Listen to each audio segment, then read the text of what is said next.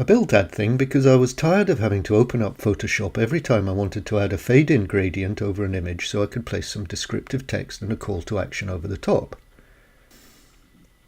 What I wanted was something quick and easy to set up and manipulate in a stacks environment and that was non-destructive to the image.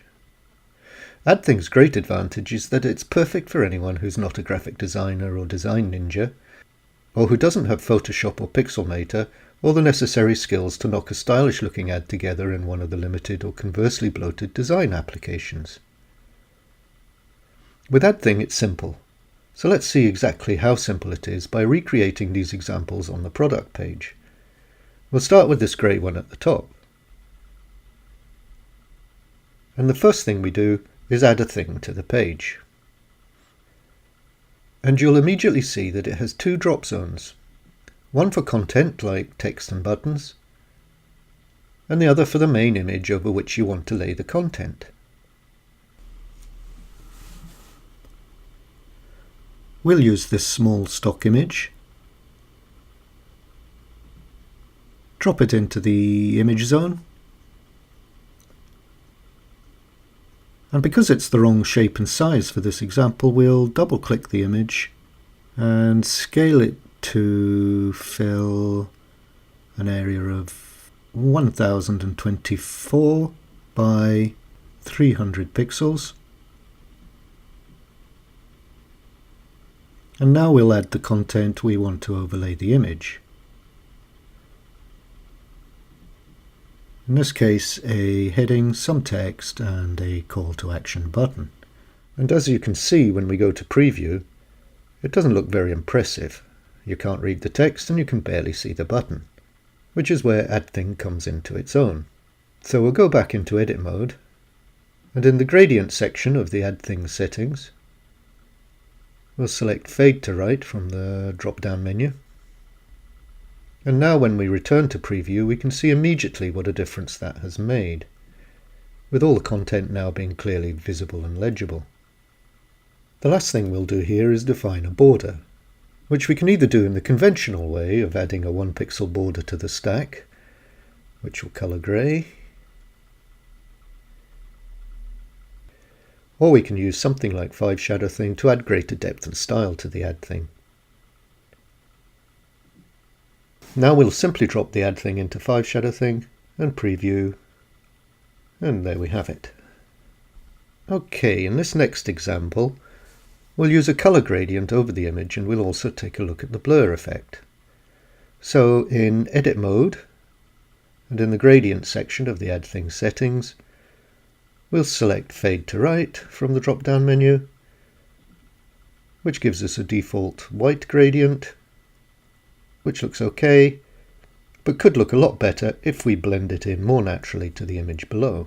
And we can do that quite simply by clicking on the gradient color picker, then on the picker itself, this little magnifying icon here, and picking a color from the image itself, which you'll see works perfectly when we go to preview. Now we can add a blur effect to the image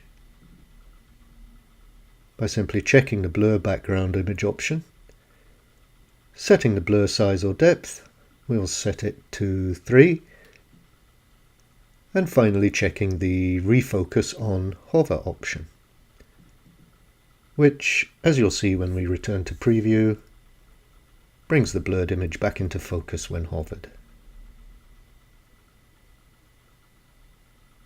Okay, moving on. We'll now take a closer look at the inset feature, which is perfect for adding a second complementary image to the ad, either as a small round inset image, or, as you can see on the left here, as a larger section with round edges and a configurable border, as well as a choice of drop or inset shadow.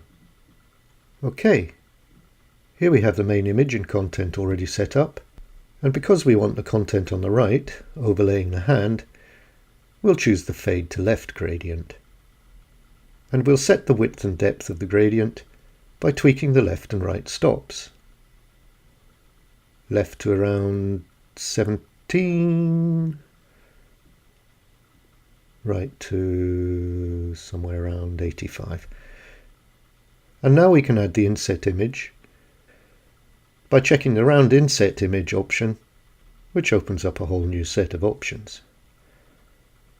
So the first thing we'll do is drop an image in the well and resize it to around 370 pixels, which is the size of the square image we've prepared. And now we can position it using the percentage from left and top sliders. In the first case, moving it to minus 10% from the left, and then to minus 40% from the top. Now to finish off, we'll give it a border width of 10 pixels, and then a drop shadow with a drop shadow blur of 10 pixels. And then preview. Moving on to a simple corporate style ad, let's just see how a few wee tweaks can make all the difference. First, we'll give it a fade to right gradient.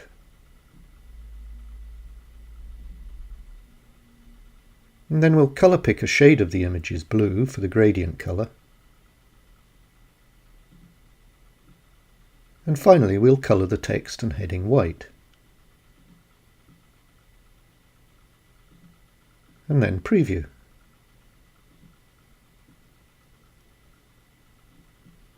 Okay, next another blur effect using a nice light corporate style stock image. First, let's add some content and see how that looks.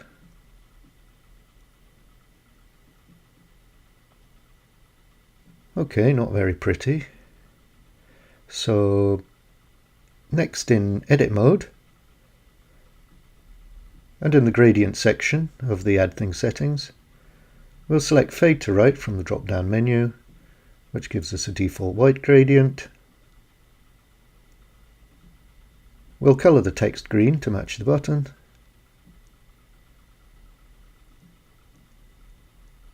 And now we can add a blur effect to the image by simply checking the blur background image option, setting the blur size or depth. Again, we'll set it to 3, and finally checking the refocus on hover option, which, as you'll see when we return to preview, brings the blurred image back into focus when hovered. Job done. So now moving on to the last example, using both the inset image and Sepia effect. Now when we start from the main image and content position, you'll see that we've set up the content in the middle of a 3-column stack. Next, we'll select fade to left from the drop-down menu,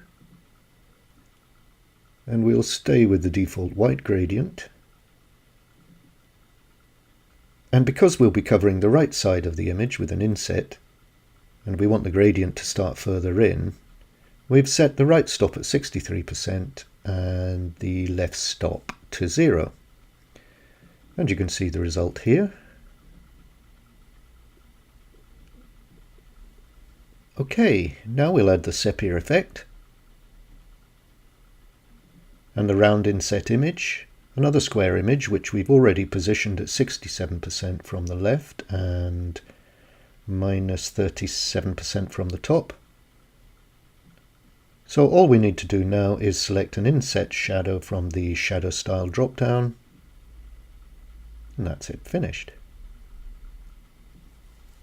Okay, back to edit mode, and last up, at the bottom of the Adthing settings, we have a couple of responsive options.